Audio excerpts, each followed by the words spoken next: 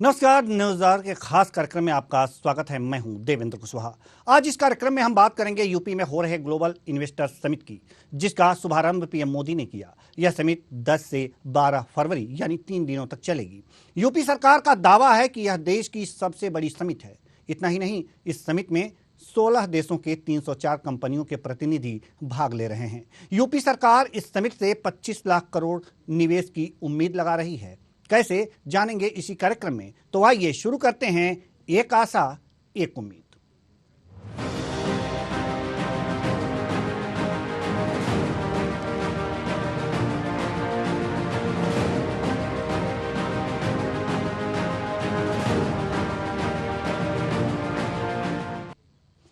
PM Modi ने लखनऊ में global investor summit का इनॉग्रेशन किया।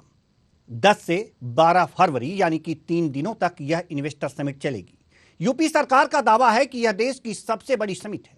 इसमें 16 देशों की 304 कंपनियां शामिल हुई हैं। सीएम योगी ने कहा कि समिट में 32 लाख करोड़ से अधिक का निवेश के प्रस्ताव मिले हैं। सुनिए योगी आदित्यनाथ ने क्या कहा। इस निवेश महाकुंभ में अब तक हमारे पास 18,643 कुल एमओयू हमारे साथ वर्तमान में हुए हैं और जिनके माध्यम से प्रदेश को अब तक 32,92,000 करोड़ रुपए के निवेश के प्रस्ताव हमें प्राप्त हो चुके हैं, जिनके माध्यम से प्रदेश के अंदर 92,50,000 से अधिक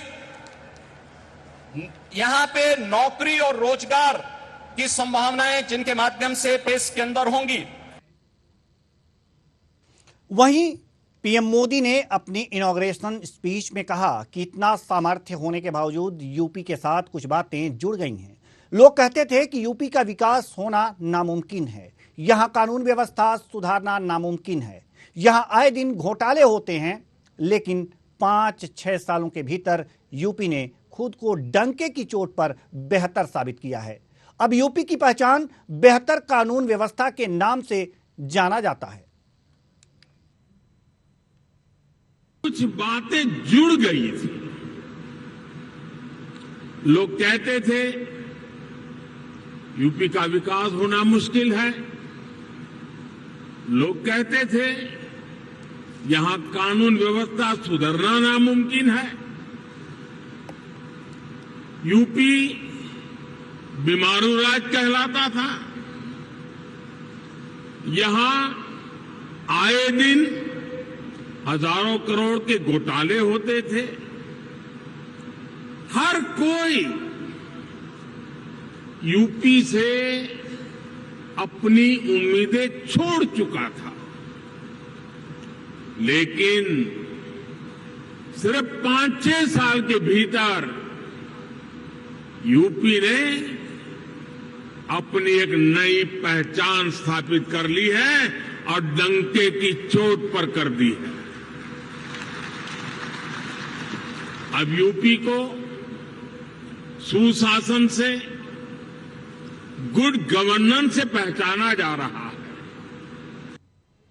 पीएम मोदी ने कहा कि एक समय पर यूपी बीमारू राज्य कहलाता था, हर कोई यूपी से अपनी उम्मीदें छोड़ चुका था, लेकिन बीते 5 से 6 वर्षों में यूपी ने अपनी नई पहचान स्थापित कर ली है।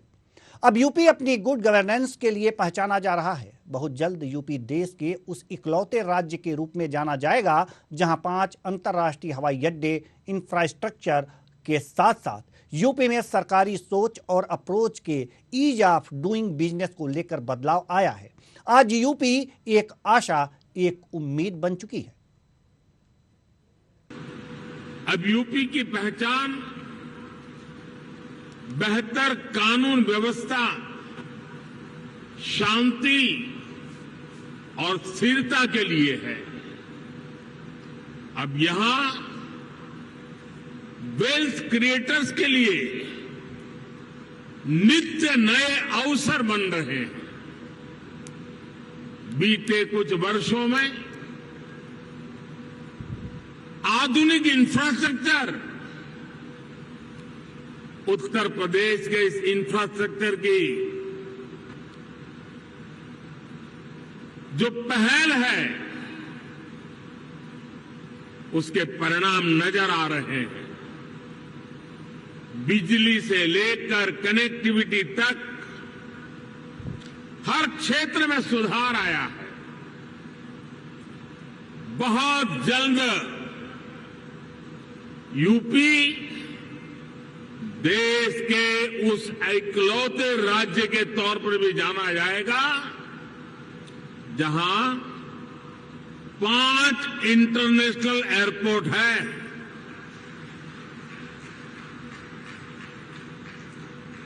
डेडिकेटेड फ्रेट कॉरिडोर से यूपी सीधे समुद्र से जुड़ रहा है। गुजरात और महाराष्ट्र के पोर्ट से कनेक्ट होता जा रहा है। इंफ्रास्ट्रक्चर के साथ साथ यूपी में सरकारी सोच और अप्रोच में ईज ऑफ डूइंग बिजनेस के लिए सार्थक बदलाव आया है। साथियों, आज यूपी एक आशा, एक उम्मीद बन चुका है। उद्योगपति मुकेश अंबानी समिट में हिस्सा लिया और ऐलान किया कि अगले 4 साल में रिलायंस यूपी में 75,000 करोड़ का निवेश करेगी। इससे 1 लाख लोगों को जॉब मिलेगी।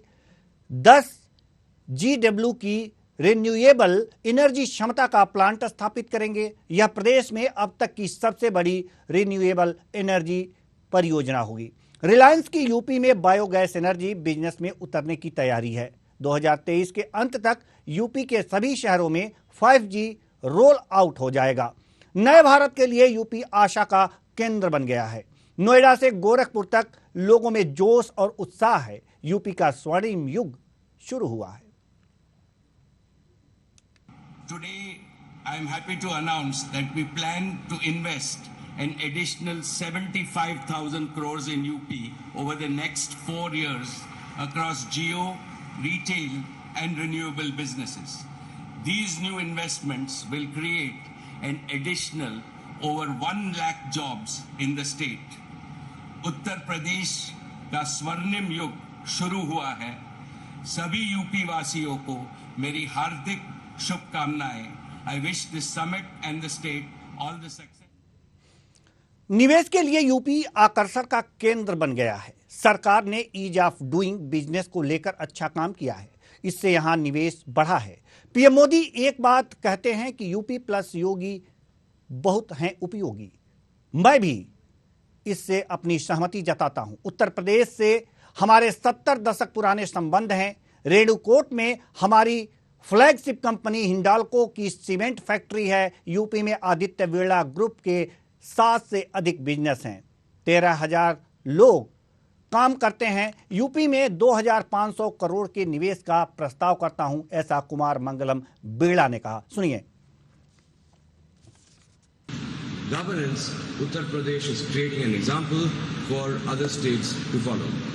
In the process, it is creating immense opportunities for investors both in India and abroad. As an early investor in the industrial journey of the state, we feel enthused by the rapid progress that the state is making.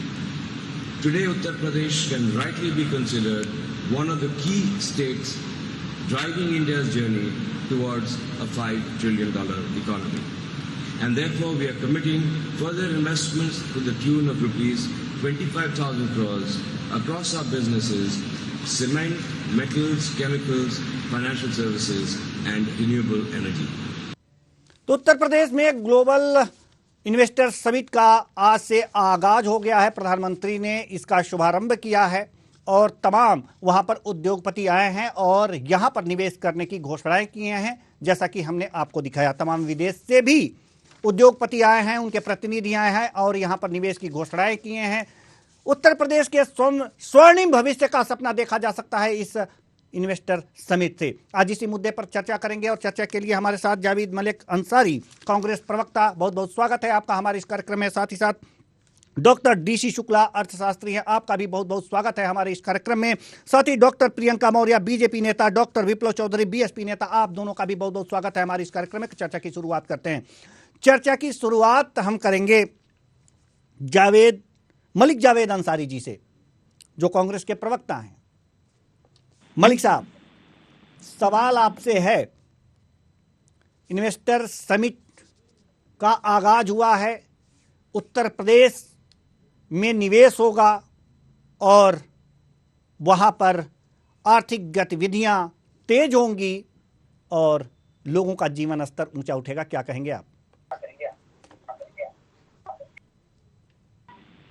है, ये जुमलेबाजी है, क्योंकि योगी जी और मोदी जी का ये नौटंकी 2018 में भी पूरे देश ने देखी थी, जब 1045 टैक्स हुए थे 2018 में, 2017 और उसमें क्या 17-18 पैन में एग्जैक्ट डेट दे सकता हूँ आपको। दूसरी ये मैं आपको कहना चाहूंगा, 1045 MOU साइन हुए थे और उसमें क्या क्या कहा गया था वो मैं आपको कुछ उदाहरण दूंगा, उसका क्या हुआ है वो भी बताऊंगा। सबसे पहले मोदी जी ने राष्ट्रपति जी के सामने कहा था कि जो बुंदेलखंड रीजन है उसमें 20,000 करोड़ का डिफेंस इंडस्ट्रियल कॉरिडोर लगेगा। क्या लगा? नहीं लगा। दूसरा, फिर वहां पे एक जो हमारे आदित्य बिरला ग्रुप का भाषण भी आप दिखा रहे थे, उन्होंने कहा था 25,000 करोड़ रुपया अगले 5 साल तक हम इन्वेस्ट करेंगे। उन्होंने कितना इन्वेस्ट करा उनकी मुझे बताइए, कोई अगर इनके पास भाजपा के प्रवक्ता है तो बताए कितना इन्वेस्ट हुआ। फिर मोदी जी के मित्र हैं जिन्होंने देश की लुटिया डुबा दी है, उन्होंने वादा किया था 2018 में इसी समिट में पॉइंट 1 में कि 35,000 करोड़ रुपया उत्तर प्रदेश में इन्वेस्ट करेंगे। कितना हुआ अडानी जी का वो बताइए। फिर एक और मित्र है मोदी जी के, मुकेश अंबानी, उनका भी आपने भाषण दिखाया, उन्होंने कहा था 10,000 करोड़ रुपया हम इन्वेस्ट करेंगे और नमामि गंगे जो प्रोजेक्ट है जिसको गंगा को साफ करना था उसमें भी सहयोग करेंगे। इलाहाबाद हाईकोर्ट रोज फटकार लगाता है कि आपने तो लुटिया डुबो दी है, पहले से बद से बदतर कर दिया है गंगा को, ऐसे तो 200 साल में भी नहीं होगा। तो कुछ ये उदाहरण है। और मैं आपको एक बात और कहना चाहूंगा कि अब ये कह रहे हैं 27 लाख करोड़ का इन्वेस्टमेंट आएगा, 21 लाख करोड़ का इन्वेस्टमेंट आएगा। बहुत अच्छी बात है, मैं खुद यूपी का हूँ, आ जाए तो हमें बहुत खुशी होगी। लेकिन मेरा एक सवाल है, उत्तर प्रदेश का सरकार का बजट कितना है? बजट 7 लाख के लगभग है, 7.5 लाख करोड़ का बजट है और ये कह रहे हैं 27 लाख करोड़ का इन्वेस्टमेंट होगा। इतना तो भारत सरकार में पिछले 10 सालों में इन्वेस्टमेंट नहीं हुआ 27 लाख करोड़ का। तो ये झूठ बोलना, प्रचार करना बंद कर दीजिए। और एक एग्जाम्पल और दूंगा मैं कि अभी मैं बॉम्बे में हूँ, मैं उत्तर प्रदेश से आता हूँ, बॉम्बे में स्थित हूँ। यहाँ पे पूरा बॉम्बे को पाट रखा है G20 summit, G20 summit, G20 summit. Modi ji के बड़े बड़े होर्डिंग लग रहे हैं। लेकिन सच्चाई क्या है? सच्चाई ये है कि G20 समिट पहले इटली के पास था, अभी इंडोनेशिया के पास था, अब भारत के पास है और अगले साल ये ब्राजील के पास होगा, उससे अगले साल ये कोरिया के पास होगा, साउथ कोरिया। तो मेरा ये कहना है कि रूटीन मतलब प्रेसिडेंसी चेंज होती रहती है, लेकिन इसको भी ऐसे प्रचार कर रहे हैं मोदी जी जैसे चांद तारे मोदी जी तोड़ के लाए हो। तो ये इनका इवेंट मैनेजमेंट है। देश का पैसा, जनता का पैसा ये केवल बर्बाद करने में लगे हैं, न रोजगार दे पा रहे हैं और कोई इन्वेस्टमेंट उत्तर प्रदेश में आने वाला नहीं है। ये इवेंट मैनेजमेंट करते रहते हैं और इनका काम हो गया है लोगों को गुमराह करना, बेवकूफ बनाना, झूठ बोलना। जी, लोगों को गुमराह करना, बेवकूफ बनाना, झूठ बोलना। जी, हम डॉक्टर प्रियंका मौर्य जो बीजेपी नेता हैं इनसे सवाल लेना चाहेंगे और चाहेंगे कि आप जो मलिक जावेद जी ने जितने आरोप लगाए हैं उनका जवाब दें। मौर्य जी। देखिए, ऐसा उन्होंने एक शब्द का इस्तेमाल किया कि नौटंकी करते हैं। तो नौटंकी तो सबसे पहले ऐसे शब्दों का ये लोग इस्तेमाल कर सकते हैं, ये कांग्रेस पार्टी के प्रवक्ता ही कर सकते हैं। और शब्दों की एक मर्यादा होती है, उसका ध्यान रख करके आपको ये भी देखना चाहिए कि आप किसके लिए क्या बोल रहे हैं। रही बात इसकी कि हम लोग बात कर रहे थे कि अभी G20 जो समिट हो रहा है, मैं पूरी बात नहीं सुन पाई थी क्योंकि फोन आ गया था लास्ट में। तो इससे इनको क्या तकलीफ है? लोगों को रोजगार मिलेगा तो इनको क्या तकलीफ है? तकलीफ इनकी ये है कि लोगों को तो रोजगार मिल जाएगा, लेकिन कांग्रेस पार्टी के लोगों को रोजगार कैसे मिलेगा? क्योंकि ये तो बेरोजगार होते जा रहे हैं। ये पूरी तरीके से बेरोजगार होते जा रहे हैं क्योंकि भारतीय जनता पार्टी की सरकार जिस तरीके से कार्य कर रही है, जैसा कि अभी माननीय मोदी जी ने भी आज ये भाषण दिया कि बीमारू स्थिति में चल रहा था उत्तर प्रदेश और अब गुड गवर्नेंस की सरकार माननीय योगी जी की सरकार में मिली, जिसकी वजह से जी हाँ, तो मेरा यही कहने का मतलब है कि इन लोगों को इतना पेट में दर्द हो रहा है, इतना ये लोग परेशान हैं कि हमारी तो धीरे धीरे पूरी इनकी राजनीति खत्म होते जा रही है, क्योंकि इनको मौका ही नहीं मिल पा रहा है। प्रियंका जी, मलिक साहब का कहने का मतलब ये है, कहने का मतलब ये था कि जो इससे पहले इन्वेस्टर समिट हुआ था 2017 में, उसमें जो घोषणाएं की गई थी वो पूरी नहीं हुई, जितने निवेश की बातें की गई थी। तो मलिक साहब ये बताएं कि कितनी घोषणाएं पूरी नहीं हुई। अगर वो डेटा लेकर के बैठे हैं तो वो ये भी बताएं कि कितनी घोषणाएं पूरी की गई और कितनी नहीं की गई।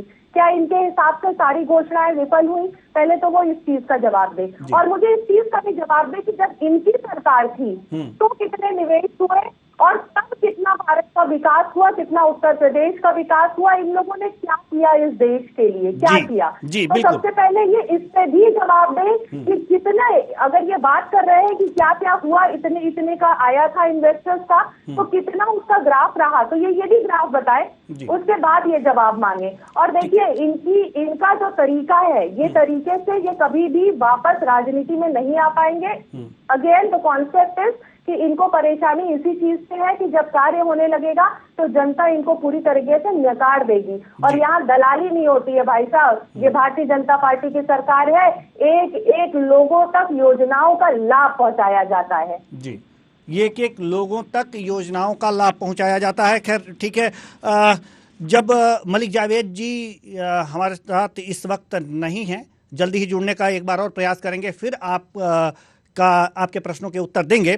लेकिन इस समय हमारे साथ डॉक्टर विप्लव चौधरी जो बीएसपी नेता हैं हमारे साथ मौजूद हैं। जी विप्लव जी, सवाल आपसे है इन्वेस्टर समिट से, और उनमें जो निवेश आने वाले हैं, जो उम्मीद की जा रही है, उसको किस रूप में देख रहे हैं आप?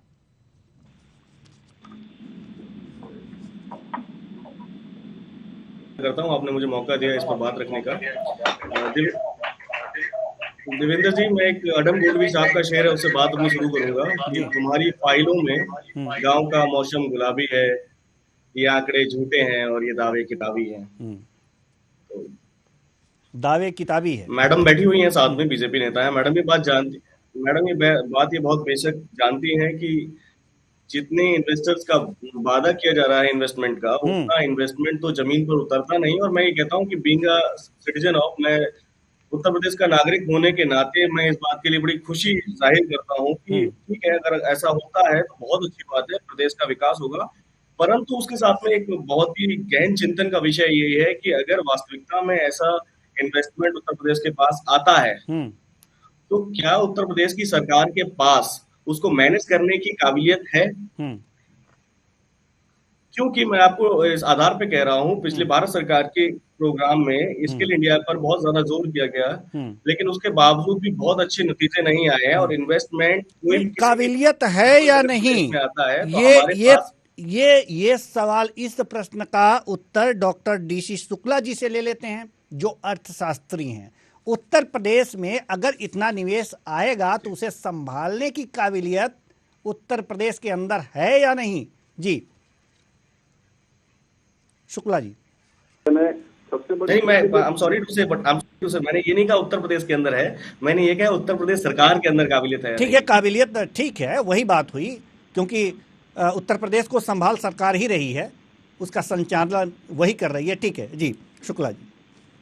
देखिए, काबिलियत की बात सबसे पहले चीज तो उत्तर प्रदेश में जो उद्यमिता का स्तर है वो बहुत ही अच्छा है, और यहाँ के जितने उद्यमी हैं उनके अंदर पूरी काबिलियत है, पूरी उद्योग चलाने का पूरा उनका तजुर्बा है। और ये कोई पैसा सरकार को नहीं मिलना है, ये प्राइवेट सेक्टर की इंडस्ट्री अपने आप लगेंगी। और यहाँ पर आप देखिए बेंगलोर में, बॉम्बे में और जितनी भी जगह काम कर रहे हैं, मैक्सिमम लोग यूपी के हैं।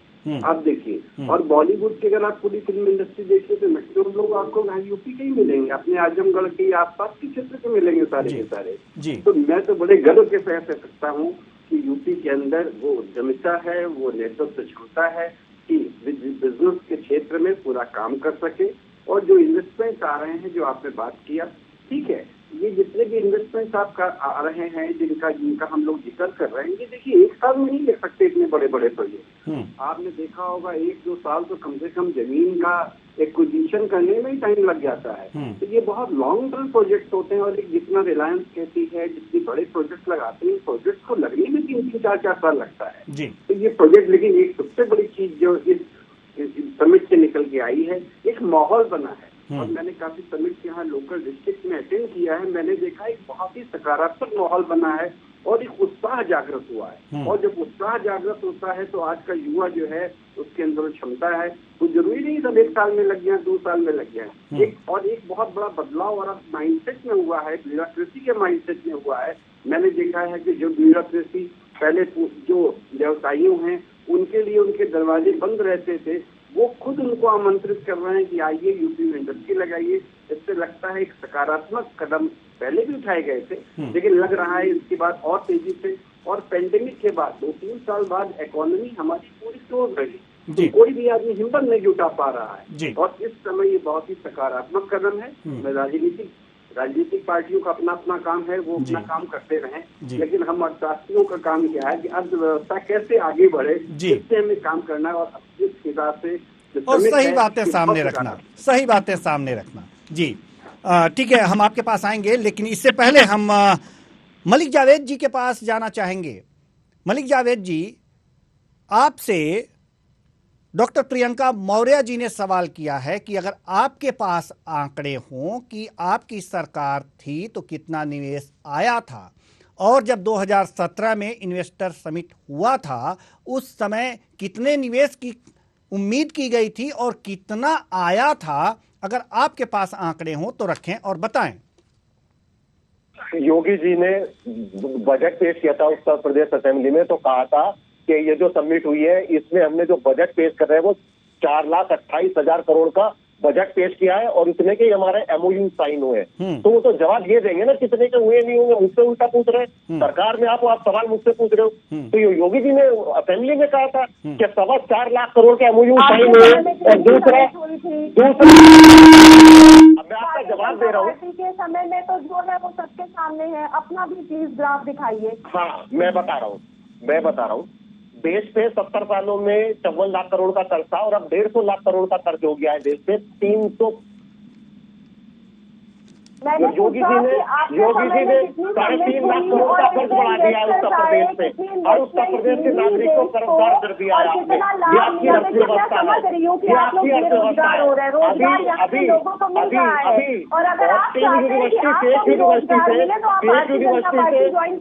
यूनिवर्सिटी से आपने साइन किया 35,000 करोड़ का।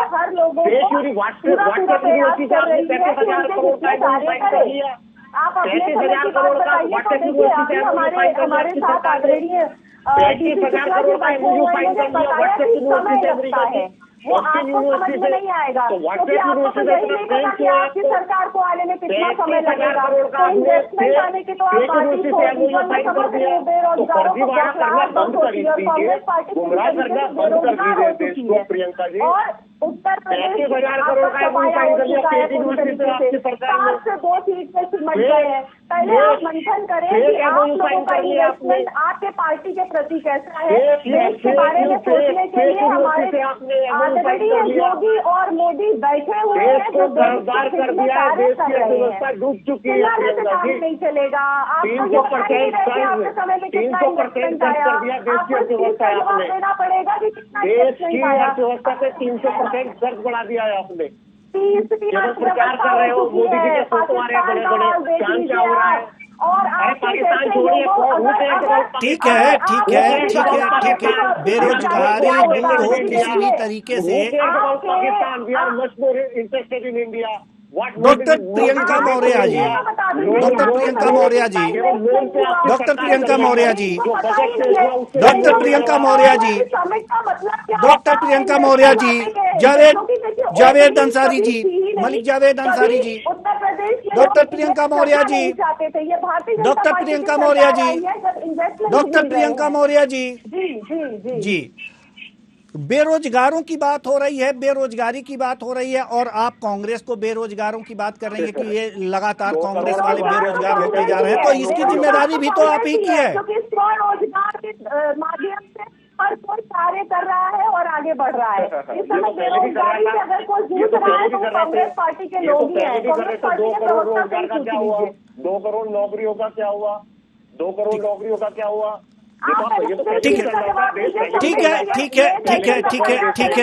ठीक है। डॉक्टर डीसी शुक्ला के पास हम जाना चाह रहे हैं। डॉक्टर डीसी शुक्ला के पास जाना चाह रहे हैं हम। डॉक्टर डीसी शुक्ला के पास जाना चाह रहे हैं, अर्थशास्त्री हैं जी। शुक्ला साहब, सवाल यहाँ पर यह है कि राजनीतिक पार्टियां अपने अपने तरीके से इसका विश्लेषण करेंगी।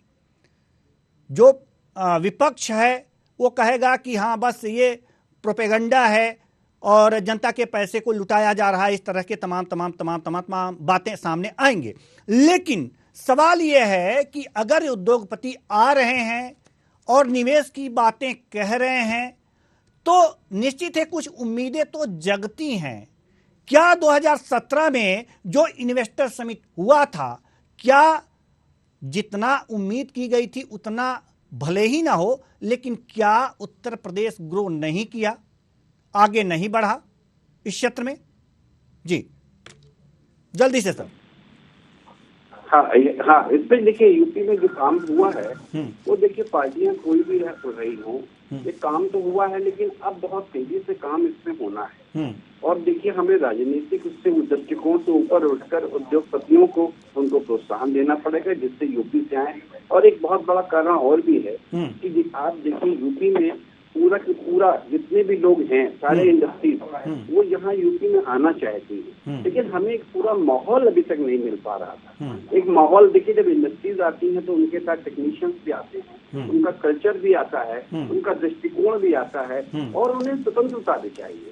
और हम सबसे बड़ी चीज, हमें नजरिया बदलने की बहुत खास जरूरत है, क्यों अभी तक यूपी में हम उस लेवल पे नहीं पहुंच पाए हैं। लोकल हमारे इंडस्ट्रीज तो ठीक कंफर्टेबल हैं, लेकिन जो बाहर इंडस्ट्रीज आता है, हमारे एयरपोर्ट, इंफ्रास्ट्रक्चर, वो चीजें उतनी डेवलप नहीं हो पाई। देखिए हमारे साथ एक प्रॉब्लम और भी आती है कि हमारा जो यूपी है वो समुद्र के किनारे नहीं है। तो समुद्र के किनारे वाले स्टेट जल्दी डेवलप हो जाते हैं कि रॉ मटेरियल मैक्सिमम केसेस बाहर से आता है।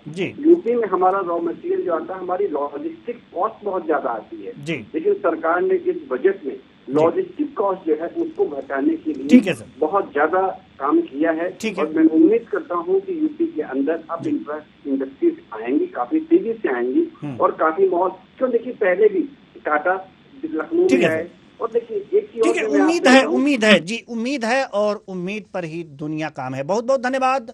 हमारे पास समय की कमी है, नहीं तो हम इस चर्चा को और आगे बढ़ाते। बहुत बहुत धन्यवाद सभी मेहमानों का, आप आए और अपने अपने विचार साझा किए। तो एक आशा है, एक उम्मीद है इस इन्वेस्टर समिट से उत्तर प्रदेश ही नहीं पूरे देश को, कि हाँ निवेश आएगा, उद्योग धंधे लगेंगे, रोजगार मिलेगा